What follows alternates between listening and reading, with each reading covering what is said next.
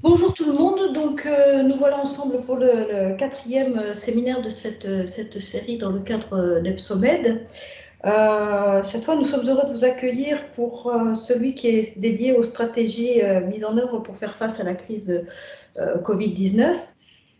Donc, pour ceux qui nous rejoignent ou ceux qui ont déjà vu nos webinaires, nous invitons les membres du réseau Anima et nos partenaires à présenter les stratégies à l'œuvre dans leurs organisations qui contribuent à faire face à cette crise du Covid-19. Nous avons abordé la communication de crise au mois de juin et comment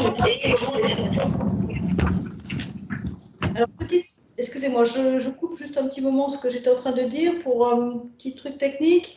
Ce qui serait bien en tant qu'invité, vous coupiez vos micros et vos caméras afin qu'il n'y ait pas d'interférence avec, bien sûr, ce que je dis, mais surtout les présentations que vous aurez l'occasion de voir durant ce webinaire. Et on vous en remercie, bien sûr. Donc, nous avons abordé la communication de crise au mois de juin et comment les territoires ont réagi dans ce contexte. Nous avons également abordé la digitalisation des services, comment continuer à servir les entreprises et les investisseurs efficacement à l'heure du confinement total ou partiel, en migrant les services vers le digital. Nous avons aussi vu quels services de soutien étaient mis en place pour aider les entreprises à passer cette crise. Alors, je vais essayer de traduire au mieux en anglais au fur et à mesure. Donc là, je vais passer à l'anglais pour nos amis anglophones. Donc, Anima is pleased to welcome you for this fourth webinar dedicated to the strategy implemented to face the COVID-19 crisis. Each month, we invite the members of the Anima network and our partners to present the strategies at work in their organization, which contribute to face the COVID-19 crisis. We discussed crisis communication in June and how territories have reacted in this context. We also discussed the digitalization of services, how to continue to serve companies and investors effectively at a time of total or partial containment by migrating services to digital. We also saw what support services were being put in place to help companies to get through this crisis. So far, we have rather talked about new tools or new strategies to put in place in direct and immediate response to the crisis. Starting today, we will begin to address the subject of the post-crisis period. It was the will of the technical committee that is piloting in this series of webinars, which brings together Business France, the GAFI, General Authority for Investment of Egypt, and the Foreign Investment Agency of Tunisia, FIPA, to focus the webinar program until the end of the year into access, digitalization, and how this digitalization of business services will serve the exit of the crisis, and aftercare, that is to say, the monitoring of company and how this monitoring can contribute to building new policies and strengthening the image of territories. In any crisis, there are losers, but there are also winners. It is essential for the public agency in charge of supporting companies to limit the damage, to ensure that the sectors most affected by the crisis can bounce back and be helped. This is the subject of the aftercare that we will address in the next two seminars. But it is just as important to identify the opportunities that will emerge from the crisis and to support them to maximize the benefit for the territory. That is the subject of today's webinar on prospective intelligence and sector watch. Today we will see the experiences of two organizations by a Business France and Tunisia Investment Authority, who will talk about the strategies and monitoring tools they have put in place for more or less long time to identify opportunities and understand the strategy of companies in order to fuel their prospection of investors. And we will see how these tools are now serving their strategy and get through the crisis and hopefully to the end of the crisis. We will have then the chance to have the intervention of Kurt Farrugia, the CEO of Malta Enterprise, who will explain how Malta is living this crisis of COVID-19 and what is the role of this agency. Here is the agenda. On October 13, you will have the first webinar of the aftercare, and November 10th, the second. And we will end the year with the e-procedures and services for investor and enterprises. This is the first video of Business France with Mathieu Leguet that will present us the best practices. Bonjour et bienvenue à cette présentation du service de veille économique Invest de Business France. Cette présentation est divisée en 4 parties. Dans la première partie, je vous présenterai le service de veille et son équipe, puis dans un second temps, je vous présenterai ses principales missions. Dans une troisième partie, je vous présenterai la chaîne de traitement de l'information du service de veille, ainsi que quelques outils et sources d'information. Puis, je vous donnerai quelques indicateurs clés pour que vous puissiez estimer le travail de la cellule de veille. Et enfin, je terminerai cette présentation par les sujets que nous avons abordés lors de la crise sanitaire de la Covid-19. Le service de veille économique est constitué de 6 personnes, 4 permanents, dont 3 analystes et 2 alternantes. Et j'ai affiché sur cette slide les langues que nous exploitons, c'est-à-dire le français, l'anglais, l'espagnol, l'italien, l'allemand, le chinois et l'arabe. Si je fais un petit retour historique, Business France est le résultat de la fusion de 2 entités. La première entité, qui s'appelait UbiFrance, avait pour objectif d'aider les entreprises françaises à exporter et à trouver des débouchés à l'étranger. La deuxième entité, qui s'appelait Agence française pour les investissements internationaux, ou AFI, avait pour objectif d'aider les entreprises étrangères à venir s'implanter en France pour créer de l'emploi. Or, le service de veille économique vient à l'origine de l'AFI. C'est pourquoi nos missions sont des missions Invest. Alors, quelles sont-elles? La première mission, qui est la mission historique principale, est de trouver des informations sur des sociétés étrangères susceptibles d'être intéressées par le marché européen et de les traiter pour les transmettre à nos collègues à l'étranger, afin qu'ils se chargent de contacter ces entreprises pour les convaincre de venir s'implanter en France. Cette première mission, qu'on appelle la mission LEAD, est la mission à l'origine de la création du service de veille. Dans les premiers temps, en réalisant cette recherche de lead, nous relevions très régulièrement des informations sur des implantations déjà réalisées et nous les jetions sans intention de les traiter. Mais au bout d'un certain temps, on s'est dit qu'il était dommage de laisser de côté cette information, donc nous avons décidé de les rassembler afin de constituer un observatoire des investissements internationaux qui recenserait l'ensemble des investissements étrangers en France et plus largement en Europe. On va maintenant rentrer brièvement dans le détail de chacune des missions. Pour la mission LEAD, nous utilisons 2 méthodes, la méthode des signaux forts et la méthode du cumul des signaux faibles. Donc un signal fort, c'est tout simplement quand une entreprise annonce clairement qu'elle est intéressée par le marché européen, et dans ce cas, nous traitons immédiatement l'information pour la transmettre directement au chargé d'affaires.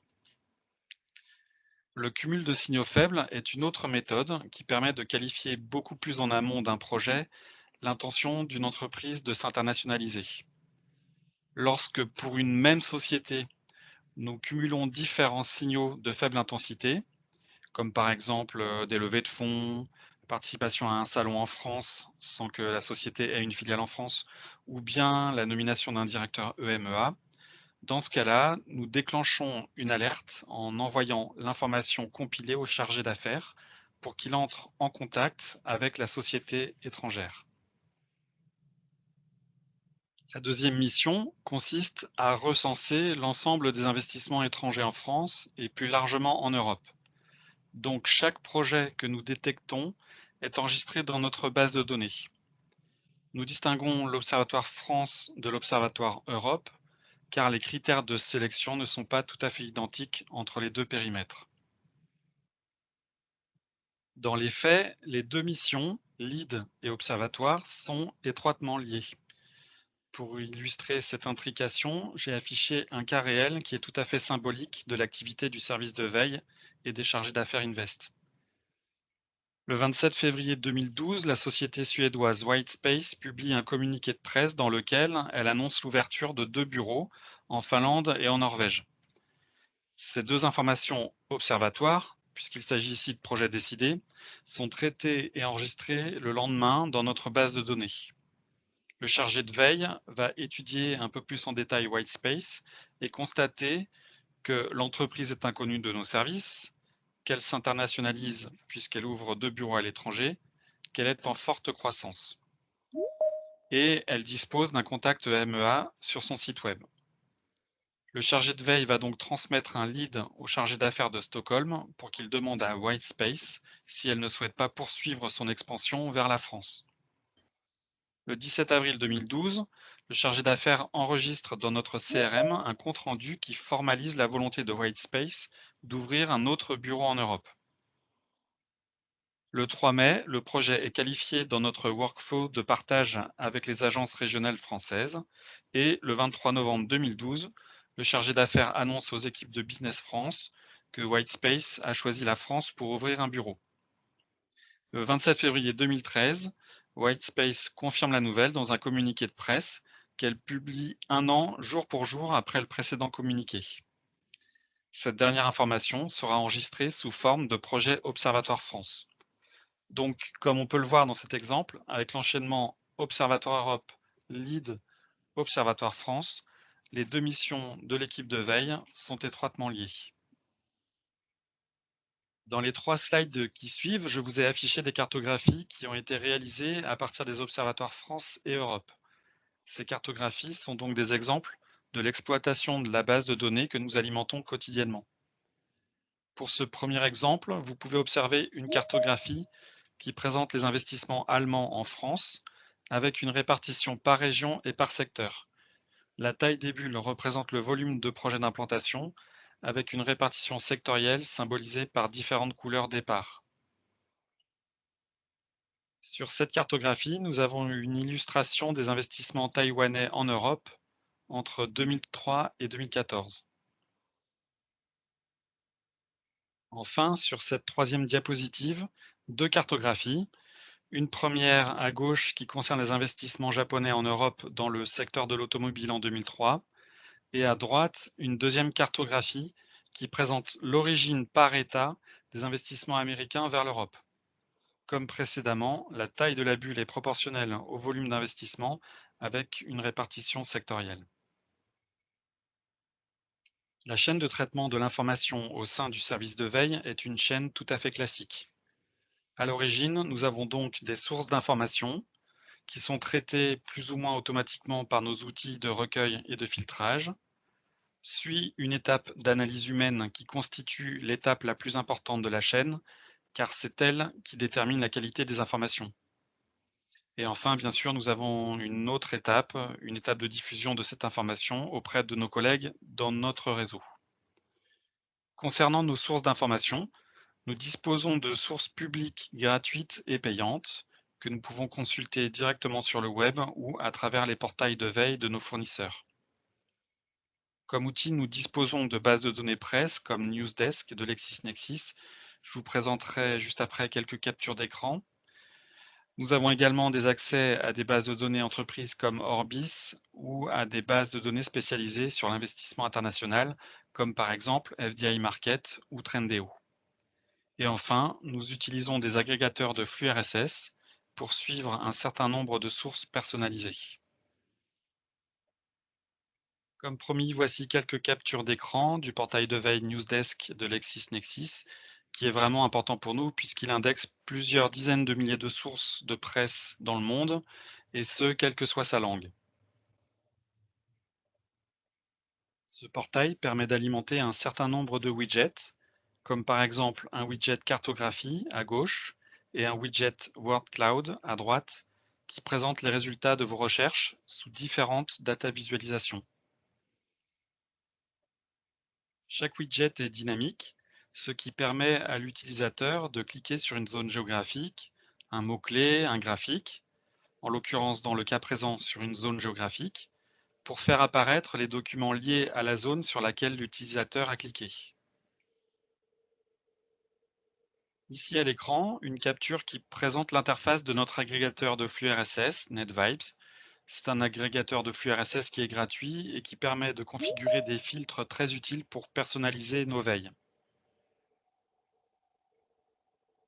Concernant les données entreprises, nous utilisons la base de données entreprise Orbis, dont vous voyez un exemple de fiche à l'écran concernant la société Dupont de Nemours.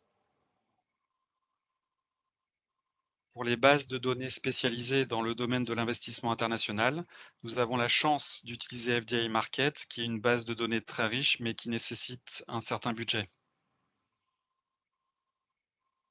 Après les étapes de captation et de filtration automatique des informations, intervient l'étape la plus importante, en l'occurrence l'étape de l'analyse humaine, car c'est elle qui définit la qualité des informations que nous envoyons. Le chargé de veille va donc sélectionner l'information, vérifier qu'elle répond à nos critères, la croiser avec d'autres sources pour éventuellement la compléter, et enfin l'enregistrer dans nos outils de suivi et de diffusion. Pour vous donner un ordre de grandeur du travail fourni, sachez que nos outils scannent quotidiennement plusieurs dizaines de milliers de sources d'informations et qu'entre 5 et 10 000 articles sont proposés chaque jour à notre équipe d'analystes pour traitement. Pour mesurer l'activité de l'équipe veille, nous avons un certain nombre d'indicateurs clés. Je vous ai affiché dans cette diapositive les indicateurs clés de 2017, qui est une année moyenne. Pour la mission observatoire, nous avons donc recensé 3 968 projets d'investissement étrangers en Europe. Nous avons par ailleurs traité 3 529 informations qui ont permis l'envoi de 2 279 leads dans le réseau.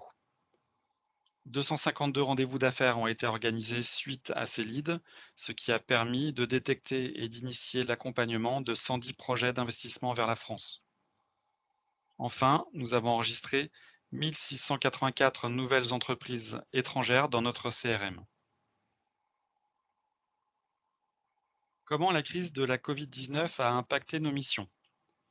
Alors, nous avons été impactés à deux niveaux. Un niveau hors cadre au démarrage de la crise, lorsque nous avons été sollicités par nos ministères de tutelle pour identifier dans un premier temps les entreprises étrangères, fournisseurs de matériel, pour lesquels l'approvisionnement était critique en France. Je pense notamment aux respirateurs artificiels ou aux masques, par exemple. Puis, au plus haut de la crise, nous avons réalisé des recherches pour identifier des entreprises étrangères, mais également françaises cette fois, susceptibles d'être en mesure de réorienter leur production, comme par exemple l'entreprise française LVMH qui a réorganisé ses lignes de production de parfums pour produire du gel hydroalcoolique. En parallèle de ces recherches, et cette fois dans le cadre de nos missions classiques, nous avons mis en place des outils de mesure de l'impact économique de la crise sanitaire en comparant secteur par secteur, pays par pays, les volumes d'investissement entre 2019 et 2020. Et enfin, nous avons réalisé un tagage de l'ensemble des informations dans lesquelles la Covid-19 était explicitement indiquée comme motif d'investissement.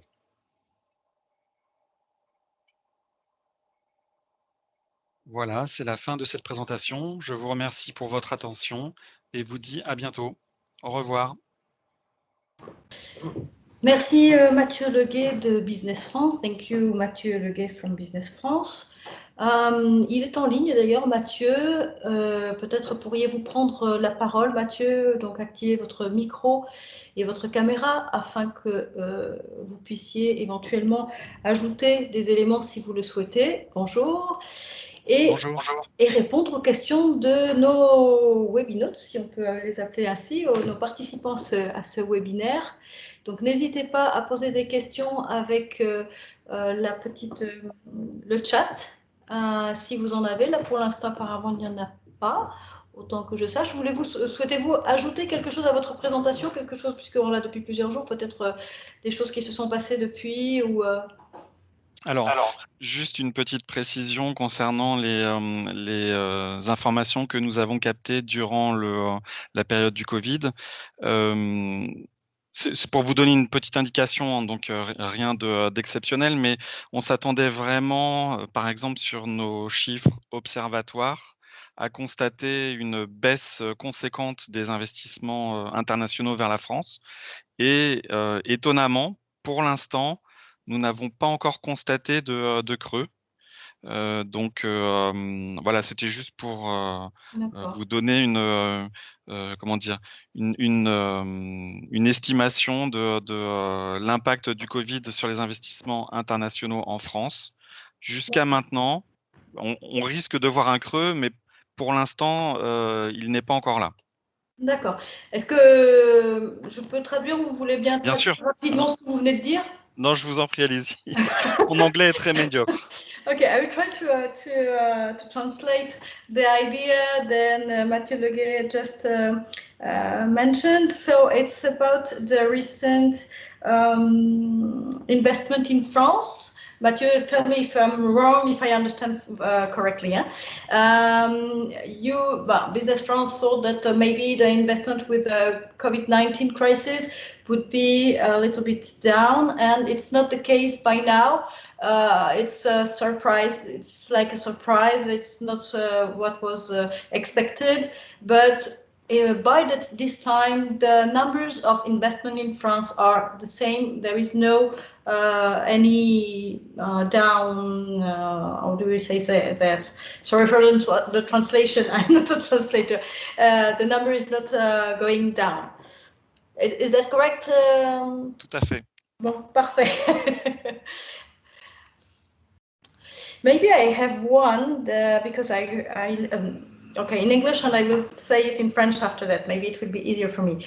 I have maybe one question. When I listened to your presentation a couple of days ago, you mentioned that it's quite expensive to put in place such a strategy.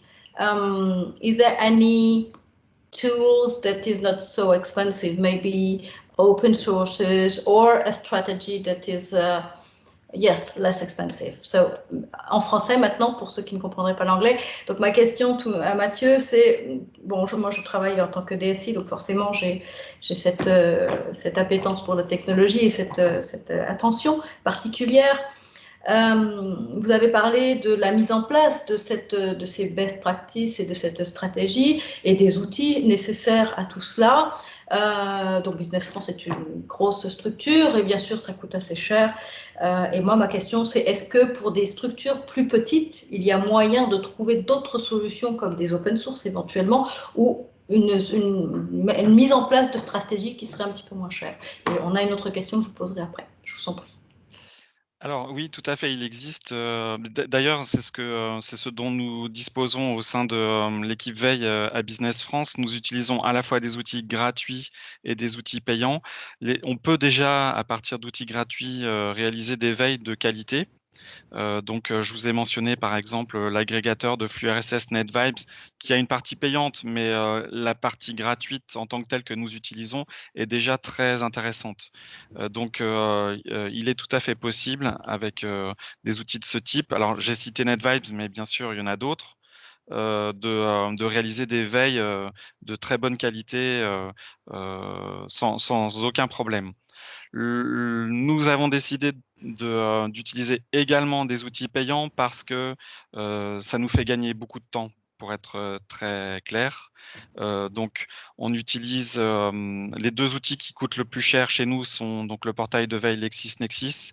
S'il coûte cher, c'est parce qu'en fait, il indexe des articles, qui viennent de sources payantes. Donc, les droits d'auteur font que, ça a un certain coût. Mais voilà, ce sont des articles qui ne seraient pas accessibles, heu, autrement qu'en payant et nous utilisons également la base de données FDI Market qui, elle, est vraiment une base spécialisée sur l'investissement international, donc ça nous fait gagner beaucoup de temps, même si effectivement ça coûte cher, on s'y retrouve. Voilà. D'accord, très bien. Alors, il semble qu'il y ait une question de Mena Rabi. Donc, I have a question. The lead generation, oops, the lead to other members in your network. Are there any fees associated with this, avec les lead generation? Alors, donc nous, les coûts sont, des coûts de veille que l'on porte, donc sur le service. Mais tout ce qui concerne le traitement du lead et la diffusion via le CRM sont des coûts propres à l'agence. Donc, enfin, je veux dire, il n'y a pas de surcoût, voilà, à cette diffusion de l'information et au traitement par les chargés d'affaires. Les chargés d'affaires vont traiter le lead. Dans la période du Covid, par exemple, ils vont les traiter en distanciel par visioconférence. Donc ça ne vient pas en plus de ce qu'ils font par ailleurs, je veux dire. Je ne sais pas D'accord. si je suis très clair. Je vais essayer de traduire l'idée en anglais, si vous permettez. Donc, si j'ai bien compris, juste pour résumer en français, il n'y a pas de surcoût pour les autres membres de Business France pour avoir ces informations. So, very quickly, the translation will be, no, there is no fees associated for the other member of Business France in the lead generation. It's the work of chargé d'affaires, the normal work of chargé d'affaires. J'ai une question en français. Si j'ai bien compris, votre travail pour évaluer l'impact du Covid est essentiellement basé sur des informations documentaires sans passer par des enquêtes. Est-ce bien le cas? Intéressante cette question. Oui, alors elle est tellement intéressante que je veux bien que vous me la relisiez, s'il vous plaît. Alors, donc c'est Sabri Fezani qui demande, si j'ai bien compris votre travail, pour évaluer l'impact du Covid, tout cela est essentiellement basé sur des informations documentaires sans passer par des enquêtes. Donc la veille, c'est du document, pas des enquêtes directes auprès d'investisseurs certainement ou de choses comme ça. Alors effectivement, moi je vous parle au nom du service de veille économique. Donc l'étude que l'on a faite de l'impact est réalisée essentiellement sur du documentaire. Mais au sein de Business France, il y a d'autres services qui étudient l'impact du Covid sur leur activité. Et alors, à ma connaissance, je n'ai pas entendu parler de questionnaire, mais je suis à peu près certain que si ce n'est déjà fait, que ça va se faire. Donc mais en tout cas, ça ne sera pas par notre service. Okay, so for English speaking, there is a question regarding the information, the database, how it's feeded. And so the question is it only some documents read it in the internet or anywhere, or is there some survey? And Mathieu Gallet answered there is no survey in his department, as it's a business watch. And it's only in documents founded in fees, RSS fees, or in documents in internet. But if there is no survey by now, there will have some, but in other departments, not in the Business Watch department. One last question before going through the next videos. It's from Malta Enterprise. Good morning. Malta does not have any representation abroad, so we have to identify potential investors ourselves. Out of all your leads, can you give us an indication of how many of them are identified by yourself or by your head office in Paris? En français? Je traduis le temps que vous réfléchissiez à la Oui, réponse. parce que Donc bonjour, donc c'est Malta qui nous écrit et qui nous dit qu'elle n'a aucune représentation à l'étranger. Et donc ils doivent identifier les investisseurs potentiels eux-mêmes, d'accord, puisqu'ils n'ont pas d'antenne comme Business France peut avoir. En dehors de vos leads, pouvez-vous nous donner une indication de combien d'entre eux sont identifiés par vous-même, par exemple par votre head office à Paris, par votre bureau principal à Paris? Alors, en fait, je pense qu'il y a plusieurs niveaux de réponse et c'est pour ça que c'est pas simple, à répondre. Effectivement, nous avons la chance d'avoir des bureaux à l'étranger qui, ont ce contact terrain pour aller identifier des, entreprises, enfin des prospects. J'étais en train de réfléchir à l'identification à distance et en réalité, je pense qu'il n'y a que nous, à Paris, donc pour la partie invest, que le service veille qui fait de la recherche de leads, donc de la recherche de prospects. Je ne sais pas si Philippe Hivergnot Oui. veut Philippe, compléter, mais je vois pas d'autres services qui fait ce type d'accord. de. Donc, si je dois traduire votre réponse, c'est uniquement votre service qui fait cette recherche. Je Après, crois, mais est-ce que Philippe, Philippe, peut-être dire quelque chose. valide? Sorry, just a small translation for Malta. It seems that there is only in Paris, it's only Paris office that is doing this job. But if Philippe Ivagno will have a word about this question. Bonjour Philippe. Hello Philippe. Oui, bonjour Lydie, bonjour à tous. So maybe I will continue in English now. Yes, I will bring the testimonial of when I was the head of the Invest in France agency for Northern America, and also before that for London. Actually, to complete what Mathieu said, the only structured lead generation service that we have in the network is obviously the one we have in Paris with Mathieu's team. And if we look to, at least at the time I was in charge of North America, it represents about probably 20% of the leads, of the new leads that we identify through our prospection on the ground in America. So I will translate in French and I will continue. Donc effectivement, nous avons un seul service centralisé de recherche de leads, bien sûr, qui est le service de Mathieu à Paris. Néanmoins, et ce service nous génère à peu près, suivant les années, entre 15 et 20% des leads, des nouveaux prospects potentiels que nous identifions au travers de notre prospection. That said, it is completed by the lead generation that each prospector will do on the field, because they read the press, the media, they try to identify companies in companies list, for instance, participants to some trade fairs and so on. And so they have their own lead generation, personal, I would say, lead generation. And this adds another 30 or 40%. And then you have the prospection per se, where you do not have any lead, but you try to identify potential companies, you contact them, and sometimes it doesn't work, sometimes it works, and you have a project behind. So to summarize, well, these figures I have date back to, let's say, 5-6 years ago, but I'm not sure it has changed dramatically.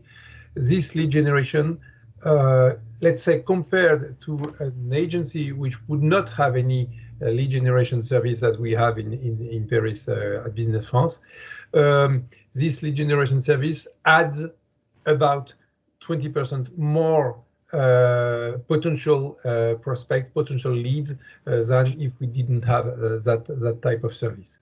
But of course, the other leads are generated by our offices abroad. If you don't have offices abroad, of course, the lead generation service, the impact in percentage on your activity on lead generation will be much higher.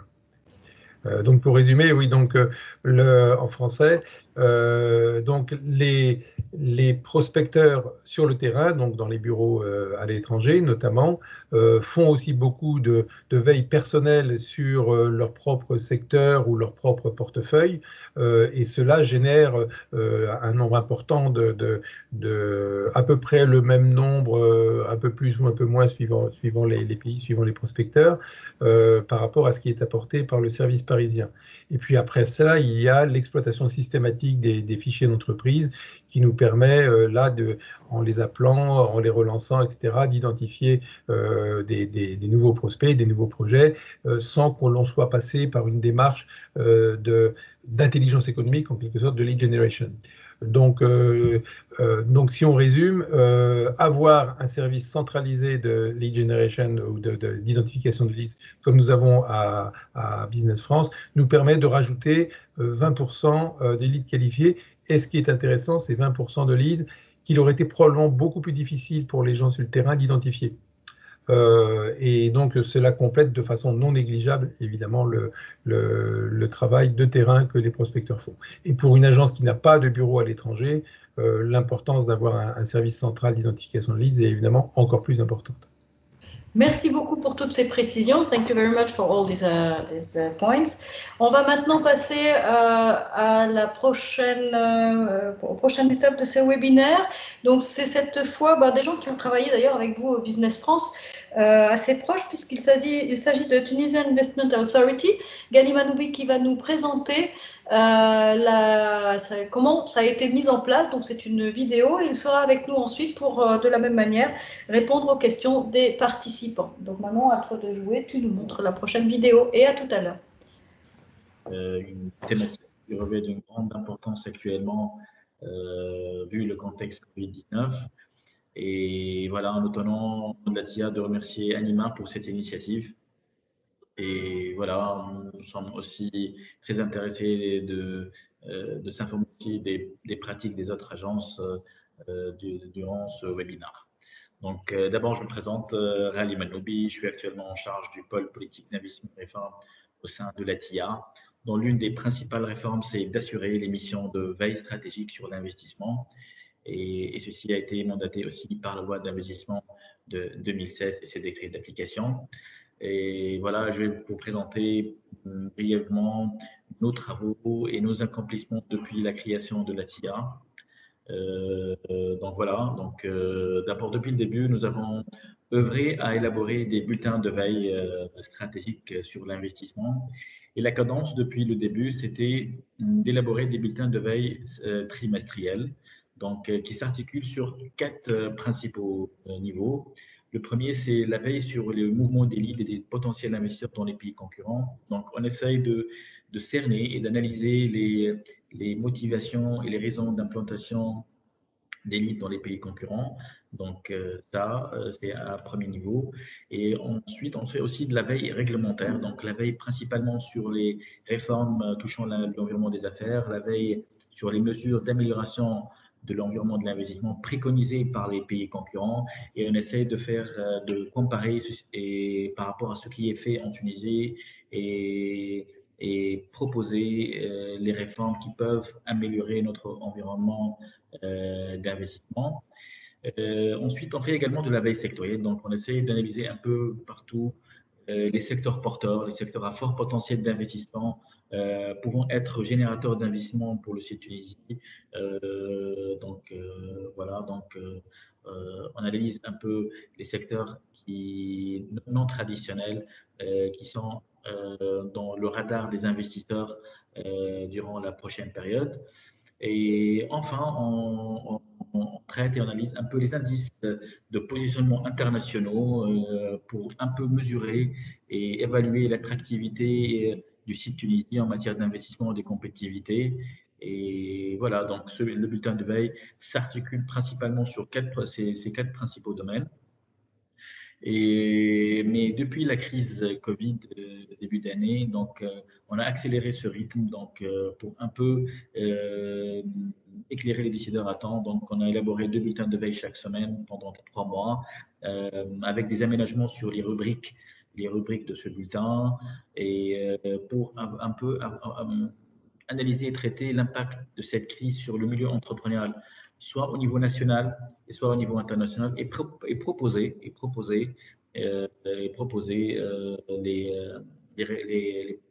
les mesures qui peuvent être également préconisées en Tunisie. Donc voilà, et cet exercice de veille revêt aussi une grande importance pour la TIA et son travail, puisqu'il est une partie prenante de notre rapport annuel d'évaluation du climat des affaires qui est soumis au Conseil stratégique de la TIA et également au Conseil supérieur de l'investissement qui est présidé par le chef du gouvernement. Donc, il y a un chapitre dédié à la veille dans ce rapport, d'où l'importance de cette thématique pour notre agence. Et de notre niveau, nous avons également travaillé et constitué cellule de veille expérimentale dans le cadre d'un projet de coopération technique. Nous avons été assistés par Business France et un cabinet de conseil spécialisé pour asseoir les piliers d'une cellule de veille. Donc, nous avons participé à des formations spécialisées, des visites d'études, notamment à Business France. D'ailleurs, je tiens à remercier tous les cadres de Business France pour leur temps et pour leur partage durant tous nos échanges durant la récente période, donc pour s'imprégner, s'informer des meilleures pratiques en matière de veille et d'intelligence économique.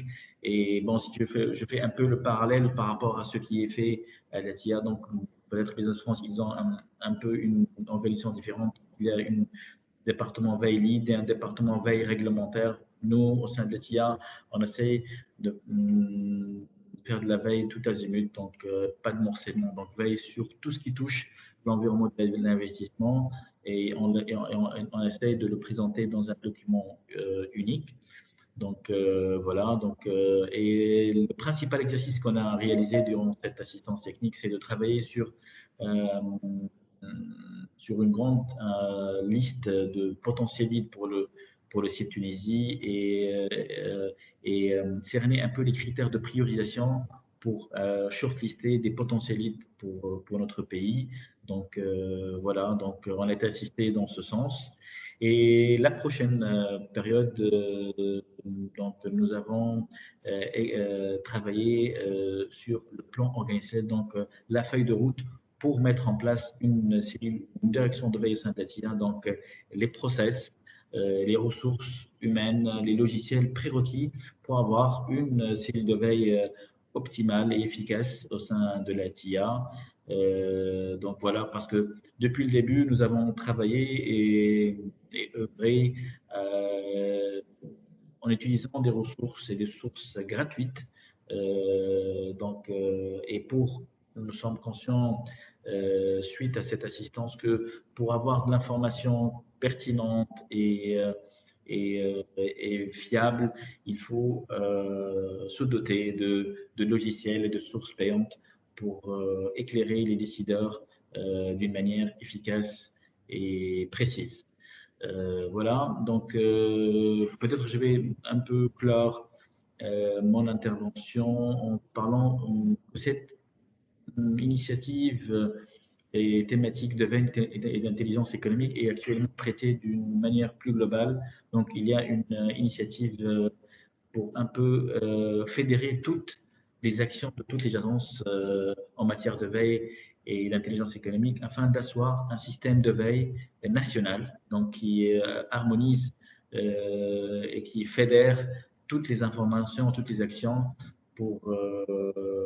parce que actuellement beaucoup d'autres agences actuellement font de la veille, de l'API, de la veille sectorielle, de la FIPA, le CEPEX. Donc, il y a un effort actuellement, une orientation pour asseoir ce système national d'intelligence et de veille en faveur de l'investissement. Pour un peu fluidifier toutes les initiatives, toutes les parties prenantes et avoir un peu des échanges qui sont fluides et remonter des informations harmonisées aux décideurs. Donc voilà, voilà. J'espère aussi qu'on va aussi cerner d'autres initiatives de veille et de pratique de la part de d'autres agences qui participent à ce webinaire. Donc, on vous remercie encore une fois pour cette invitation, en souhaitant que les échanges sur cette thématique continuent et se poursuivent pour la prochaine période, surtout dans ce contexte actuel sensible de Covid-19. Merci. Merci beaucoup, Monsieur Anoubi. Donc, je pense que vous êtes là. Peut-être que vous pouvez, du coup, oui, vous êtes là. Bonjour, ravi de vous recevoir en direct sur ce webinaire. Donc, peut-être avez-vous quelques éléments à ajouter à cette vidéo que vous nous avez envoyée il y a déjà quelques temps, et peut-être que des choses ont évolué depuis, ou d'autres personnes ont des questions à vous poser éventuellement. Est-ce que vous avez quelque chose à rajouter?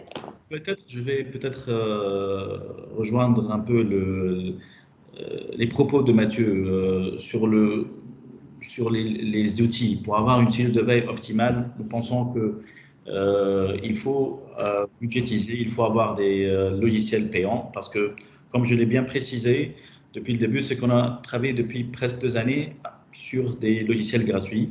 Donc, pour être un peu plus efficace, donc je pense qu'il faut prévoir dans les budgets de notre agence et même des autres agences aussi un budget conséquent pour avoir de l'information. Donc ça, on est en train de travailler au sein de la TIA aussi avec aussi d'autres bailleurs pour acquérir ces logiciels qui sont un peu coûteux.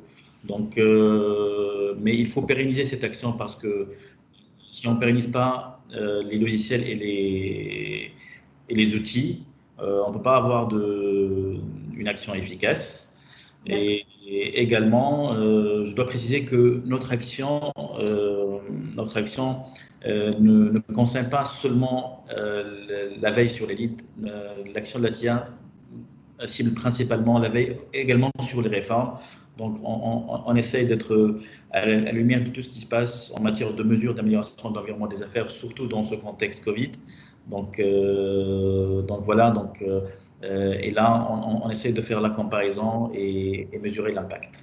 Ok, excusez-moi, parce qu'il faut que j'arrive à traduire tout ce que vous venez de dire, sachant que je ne suis pas traductrice, donc je vais essayer de faire de mon mieux, et n'hésitez pas à me dire si jamais il y a quelques incompréhensions, à moins que vous vouliez le faire comme l'a fait Philippe tout à l'heure, hein, libre à vous si vous voulez le redire ce que vous avez dit en anglais. Okay, I can do it briefly. It's not. Okay, just perfect. We listen to you in English because I should point out that as Mathieu highlighted that to have a watch unit, it's very important to have softwares and have the budget to implement the work of a watch unit. And it's important for also for TIA to plan this action for the upcoming period, and with coordination with other agencies. And I should stress out also that the watch works in TIA target especially the reforms, not only the leads, because it's important in the time of crisis to compare our action with the measures taken by the other countries to assess if it's efficient during this period. Merci beaucoup, thank you very much. Une question donc à laquelle vous avez déjà répondu, one question that you already partially answered.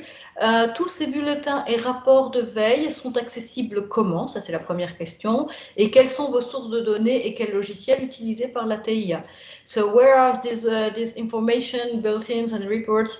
Where can we find it? And what are the sources and tools, the software used by TIA? Donc pour les bulletins de veille, comme je l'ai bien précisé, c'est des bulletins de veille trimestriels. Donc ils sont communiqués au niveau interne. Donc c'est au service encadrement et prospection et au management. Et aussi, ça a été aussi partagé avec d'autres agences au début, également avec des membres de notre conseil stratégique. Mais ça reste la diffusion. On est en train d'étudier la diffusion de ces bulletins de veille parce que la veille, c'est un peu une approche qui doit être secrète. Donc, on ne peut pas dévoiler tous nos travaux de veille. Et ça, on l'a bien discuté avec Mathieu. Donc, on ne peut pas dévoiler tous les bulletins et tout le contenu au public. C'est un travail interne qui doit être bien géré et bien circulé. Ok. Et donc, les sources de données, les logiciels... Comme je l'ai bien précisé, actuellement, on utilise des sources gratuites, des revues spécialisées, mais actuellement, on n'a pas encore comme Business France et aussi même la FIPA des logiciels payants. On a identifié à travers notre mission deux logiciels qu'on pense qui sont très très efficients, à savoir Trendeo et Orbis. Donc, en sein de notre pôle, nous avons un peu sollicité notre pôle support et pour avoir ces outils gratuits pour supporter nos actions dans le futur, ces outils payants. Donc, mais c'est un peu coûteux. Donc, et vous savez bien, dans un contexte de Covid, les priorités maintenant, c'est plus peut-être vers l'aftercare et d'autres et la digitalisation. Donc, on espère acquérir ces logiciels pour la prochaine période. Actually, in terms of communication of our watch reports, we submitted to the concerned department in our agency and other partners, but we should limit the communication of the watch report because sometimes it's quite confidential, and we try to do it discreetly, but we will improve the process of communication of these reports in the upcoming period. Concerning the tools and the softwares used until now, actually we use it only free sources, but through our collaboration with Business France, we pointed out some pertinent softwares like Trendio and Orbis, and we submit a proposal for our department to purchase these softwares, which are very important to have an efficient work in terms of watch and perspective. Très bien, merci beaucoup. Alors moi j'ai une petite question qui m'est venue lorsque je vous ai écouté. Vous parlez donc de la mise en place de la TIA et puis apparemment ça n'est pas tout à fait terminé. Donc j'aurais aimé savoir le temps qu'il vous a fallu pour arriver à ce à quoi vous êtes aujourd'hui et puis les délais, un petit peu les prochaines étapes, quand est-ce que vous pensez les passer et quand est-ce que vous pensez que votre service de veille sera vraiment complètement finalisé, si tant est qu'il puisse l'être un jour, parce que je pense que ça évolue tout le temps. In English, my question, so the idea is to know the time requested to put up such a service. I mean, the time required or the time you needed to arrive where you are today, and the next steps. When do you think it will be finished? If it can be finished one day, because there is always evolutions. Oui, c'est clair. Donc, bon, à travers notre collaboration avec Business France et un cabinet spécialisé, nous avons une feuille de route sur 3 ans pour la mise en place d'une cellule de veille ou une direction de veille au sein de la TIA, au sein du pôle politique et réforme au sein de la TIA. Donc, il y a un planning sur 3 ans en termes de recrutement des ressources humaines, en termes de logiciels. Donc, actuellement, au sein de notre pôle, nous sommes seulement 2 personnes, donc je suis en charge du pôle, il y a quelqu'un qui est dédié, mais nous avons œuvré à avoir une cellule de veille expérimentale. Donc on a mobilisé une ressource de chaque pôle pour un peu expérimenter la cellule de veille, mais nous avons une feuille de route qui s'étale sur 3 ans, qui va nous un peu guider. Donc on espère être opérationnel à 50% l'année prochaine, mieux si on recrute, parce que actuellement, il y a des contraintes sur le recrutement. Donc, si on compare par rapport à la cellule de veille de Business France, ils sont 6, ils sont dédiés à temps, mais nous, on fait de la veille, on fait du plaidoyer. Donc, c'est actuellement, il y a une feuille de route, mais on va essayer de l'implémenter le plus tôt possible. Okay, I will try to translate it. So, as I mentioned, actually, we with the collaboration of Business France and We have a plan over 3 years to implement the watch unit in term. So we assessed actually the human resources, the required softwares, and we'll try to be operational in the beginning of 2021 and by the end of this year. So we try to do it. Merci beaucoup, thank you. Et une dernière question avant de passer à la prochaine vidéo. L'ATIA a-t-elle finalisé un travail de veille sur l'impact du Covid-19 sur l'investissement en Tunisie? Et j'imagine que sous cette question, on se dit, où peut-on la trouver? TIA has finalized work on COVID-19 impact on investment. It is a question, and where can we find it? La TIA, elle est mandatée chaque année de préparer un rapport annuel d'évaluation du climat d'investissement. Donc, on l'a fait pour l'exercice de 2019.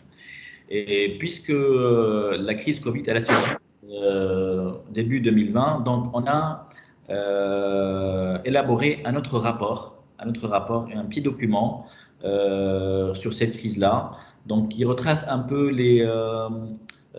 une veille sur la situation de l'investissement dans le monde, un peu de veille sur les veilles concurrentielles sur les meilleures pratiques et des recommandations. Donc, on a un document qui va, normalement, on va le présenter au Conseil stratégique et au Conseil supérieur de l'investissement prochainement. Et bon, on va en discuter. S'il y a possibilité de le partager, on va le partager.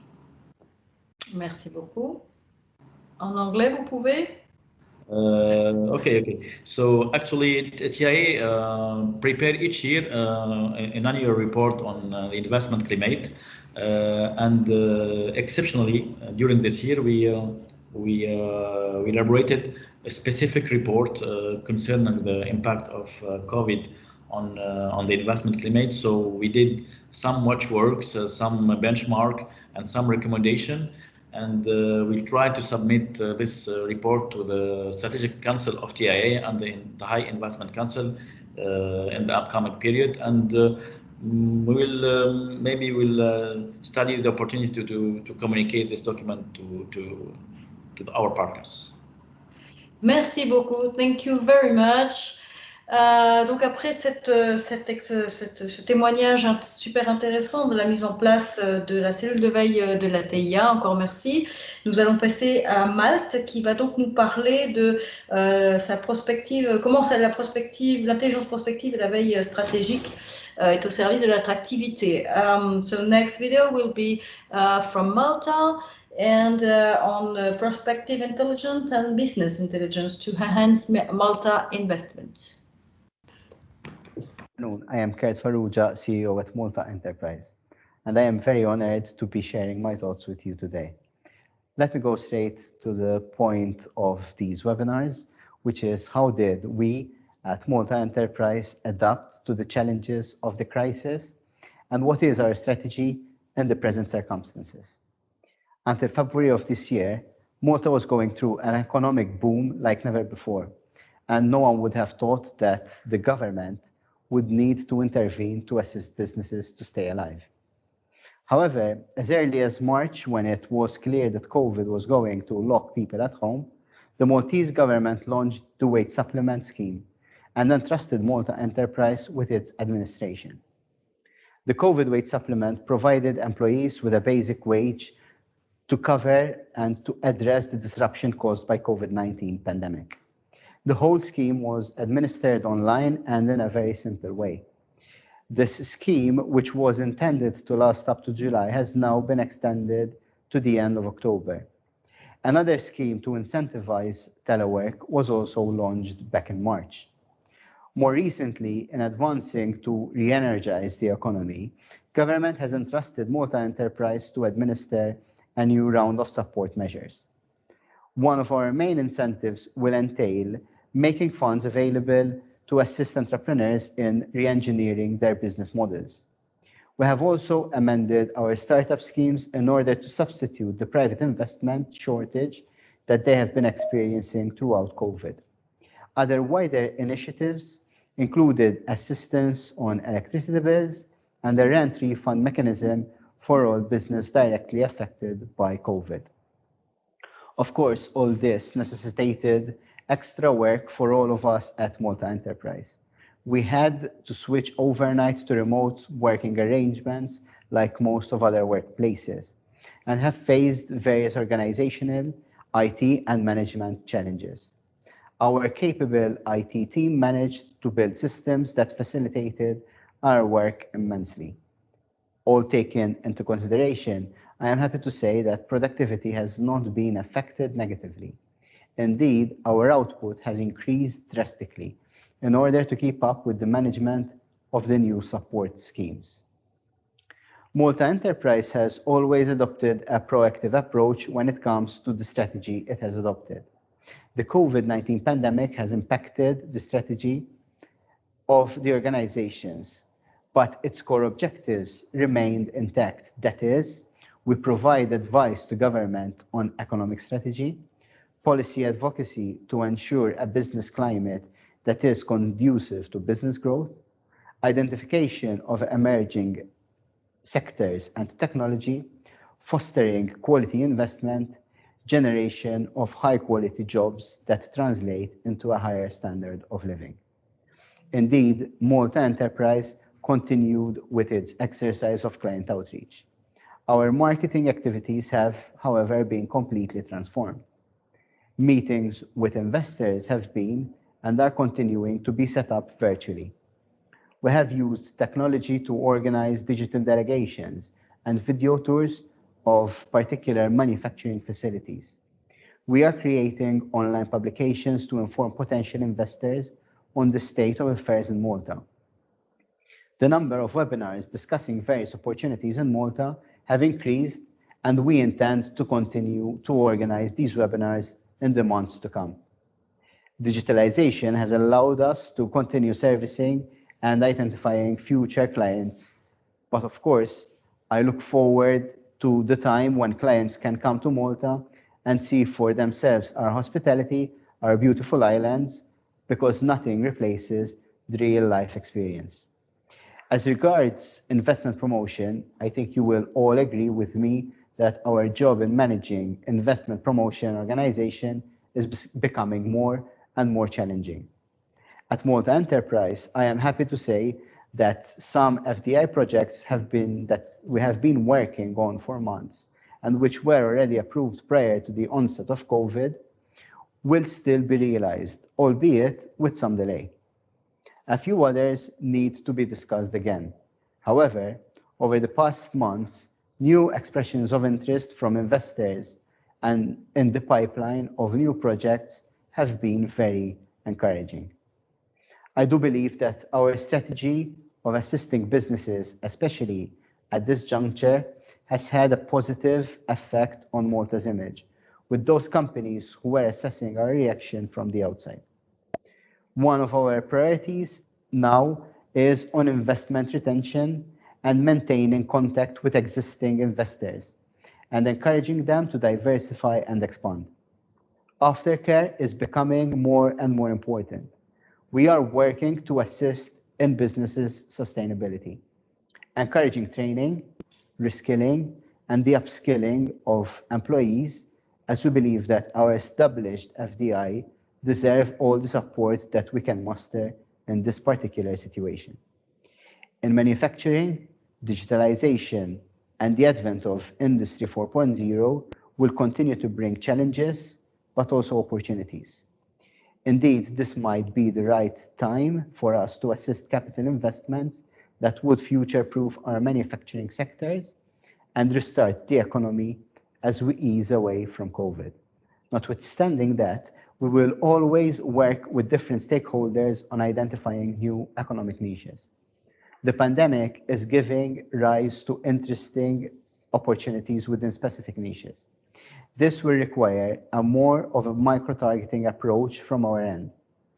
Areas which will definitely be of interest are related to life sciences, including medical devices and biotech, the use of AI in healthcare-related services, and products, including medtech, chatbots, robotics, biometrics, and touchless technologies, e-learning, drone services, and augmented reality, among others.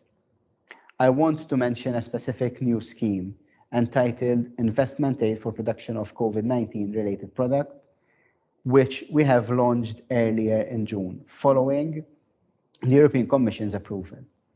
This temporary support measure targets development of products and technologies that are relevant to the COVID-19 outbreak. Eligible costs must be incurred until the end of December 2020. In the past months, supply chains have experienced intense disruption. This, together with an unexpected decrease in foreign demand, will directly affect exports. In view of this, alongside our sister organization, Trade Malta, Malta Enterprise is discussing ways by which companies that have been affected can be assisted to diversify their supplier countries. If there would be interest to further discuss these two elements with any of the IPAs present, or with any of the companies in your countries that might be interested to manufacture in Malta, we would be very happy to delve into more detail. As an aside, I also want to remark on the need for all of us to engage with Britain, an historic player in our region, in order to maintain an open channel for trade, rather than putting up barriers for entry or exit. I believe that a joint Mediterranean effort in this scope would go a long way in attaining positive results for us all, especially after Brexit. The current COVID-19 crisis has reaffirmed the ever-increasing role of investment promotion agencies. In the context of Anima, it is very important that IPAs in the Mediterranean continue to discuss their synergies and explore their complementarities in an atmosphere of collaboration. Our economies present interesting opportunities to each other. They are gateways to larger neighboring regional markets. Our countries mirror one another by offering ideal staging posts with access to large and growing markets. Hence, a win-win that can potentially exploit for our mutual benefit. In closing, I would like to congratulate Anima for the way it has adapted to the COVID crisis. My colleague, Ms. Phil O'Malley, has reiterated all the efforts that you have undertaken in order to continue operations and services in these trying times. Well done to all involved. I wish Anima a fruitful General Assembly next week, and to all other fellow IPAs the best possible year ahead, with an eye to rebound from this phase as swiftly as possible in the best interest of our businesses and communities. Merci beaucoup, Monsieur Ferrugia. Je vois notre ami Philo qui est présente. Hi Philo, how are you? Donc Philo, dont Kurt Ferrugia vient juste de parler. So Philo, would you like to add something to the presentation of Kurt Ferrugia? Philo, voudriez-vous ajouter quelque chose à la présentation de Kurt Ferrugia? Yes. Actually, as you all know, our presentation was more of a general one. How we have adapted to the crisis, but I think it is very much in line with all the titles of the 3 webinars. Okay, digitalization and aftercare, and as our CEO stated, it is because we have a good IT team that we managed to continue working almost with the same pace as before, as my colleague here, Melanie from the investment promotion side can attest to. Actually, you know, we were saying that this year we continued monitoring and following up the leads we had, and we can say that the level of leads is approximately the same as before. However, I am sensing that if this COVID crisis is going to prolong, it is something that is uncertain. We don't know what's going to happen. So I think there are still many uncertainties of the strategy to be adopted for the next year, for 2021 and maybe even 2022. And I think sorry, I have to translate in French. Yes. So, sorry. so I can translate. If you, I'll do my best so French talking can understand what you just said. Sorry to cut you, but otherwise it's really too long. Alors je vais essayer de traduire rapidement ce que dit Philo Meli, donc que nous allons écouter un certain temps maintenant. Donc la présentation du CEO Kurt Ferrugia était une présentation plus générale de comment fonctionne Malta Enterprise. Ils ont continué tout ce qui est les leads cette année. Elles considèrent que c'est les mêmes choses que l'année dernière, qu'il n'y a pas eu de changement important en 2020. En revanche, elles relèvent une uncertainty, une certaines incertitudes pour l'année 2021, voire l'année 2022. Can continue, Philo, if you want. Yes. Yes, and actually, you know, in the beginning we were thinking that it's okay, you know, in February or March we said by October things should get back to normal, but in fact things are not going back to normal. And in Malta, like other countries in Europe, and in Europe especially, I can talk about Europe. The COVID pandemic is still in full force. So the coming months for us at IPAs, we are thinking about what strategy to adopt for 2021 and 2022. And I think it is a challenge for all IPAs, but especially maybe our IPAs in the Mediterranean region. That's why it's very important that, as our CEO said, that rather than a spirit of competition between us, we should really find how we can cooperate between us, because we are different. We have synergies. Both of us have our strengths.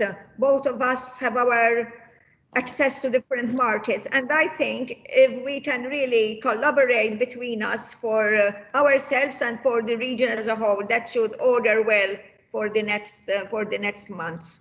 Okay, I will do my best to translate your thought. Donc, comme dans beaucoup de pays, que ce soit en Méditerranée ou dans le monde, on pensait que tout allait revenir à la normale après toute cette période à partir de février jusqu'à peu près maintenant, quoi. Et ce n'est pas forcément le cas.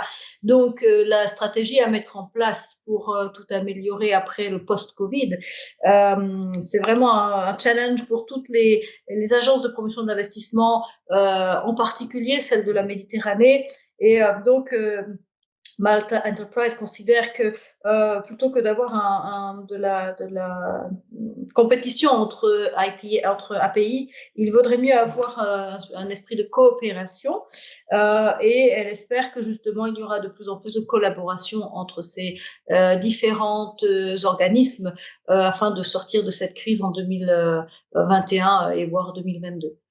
Would you like to share something else with other participants? It's just coming to my mind right now. You know, with the disruption in supply chains, where manufacturing companies in Europe found it difficult to source, maybe from faraway countries like the Far East, I think this should present an opportunity for IPAs in Europe, and indeed also in the Mediterranean, North Africa, to identify potential investors from Far East countries and maybe even Americas, you know, to invest in Europe, so that the suppliers would be closer to home. Okay. Donc, une pensée que Philo a eue, qui, en quelques mots, elle pense que tout ce qui s'est passé, toute cette disruption qu'il y a pu y avoir à cause du Covid, ça pourrait être l'opportunité de rebondir et d'avoir de nouvelles opportunités, et en particulier d'identifier des investisseurs potentiels du Far East, non pas du Moyen-Orient, mais du Far East, excusez-moi, je n'arrive pas à trouver les mots en français, et pourquoi pas des États-Unis ou de l'Amérique en général. Bref, de peut-être trouver des investisseurs potentiels en dehors de la zone habituelle, qui est peut-être celle qui est un petit peu plus proche géographiquement parlant. Thank you so much, Philo. Quelques questions peut-être à Philomeli? Some questions, someone to Philomeli, if you have? It was so clear, Philo said, no one has a question. C'était tellement clair que personne n'a de questions. No? Okay. So, Philomeli, thank you so much for your... Thank you, Anima. Thank you, all the participants. Thank you, and see you soon. Sorry. All the team at Marseille for organizing these webinars. Thank you to you for participating. Merci donc à nos trois intervenants pour ce webinaire. Nous en arrivons donc à la fin. Donc quelques mots, tu peux peut-être passer la présentation, quelques mots sur les replays, donc sur l'agenda, comme je vous disais. D'abord, on va peut-être parler de l'agenda des webinaires à venir. Donc comment dirais-je, on se rend compte que la digitalisation quand même est très importante hein, dans tout ce qui est veille, dans tout ce qui est recherche des investisseurs potentiels. Les prochains webinaires ne traiteront peut-être plus autant de tout ce qui est digitalisation, puisque ils aborderont plutôt tout ce qui est aftercare, donc que ce soit pour la résolution des problèmes et les plaidoyers, ou pour améliorer l'image de ce pays. So we are arriving at the end of this webinar. In the agenda, you can see that the next agenda will be on aftercare for policy advocacy and problem solving, and aftercare to improve the image of your country. Digitalization was a big point to talk about, and maybe next time there will be some information about that, but I think in aftercare, in digitalization, it's less important. And at the end, in December, e-procedures and services for investors for enterprises. Et en décembre, on reviendra un petit peu sur peut-être de la digitalisation avec tout ce qui concerne les e-procédures pour investisseurs et entreprises. Voilà, j'espère que vous avez eu plaisir à suivre ce webinaire et que vous avez eu réponse à vos questions. Donc, il y aura bien sûr des replays à votre disposition. Il y en a déjà. Peut-être que tu peux les montrer, Manon. Voilà. Donc, les replays des webinaires passés qui étaient sur la communication, sur la digitalisation des services, sur l'aftercare safeguard, et celui à venir sur la veille stratégique et la prospective. So we have some replay that are at your disposal. One on communication, digitalization, aftercare services, and the one of today will be online maybe at the end of the week. Yes, at the end of the week, said Manon is telling me yes. So thank you again. Next slide will show you a link. Up. Il n'y est plus? Okay, so sorry. Donc, on arrive à la fin de ce webinaire. Je vous remercie beaucoup de votre participation. On espère que cela vous a plu et que vous serez présents au prochain. Thank you so much for participating to this webinar.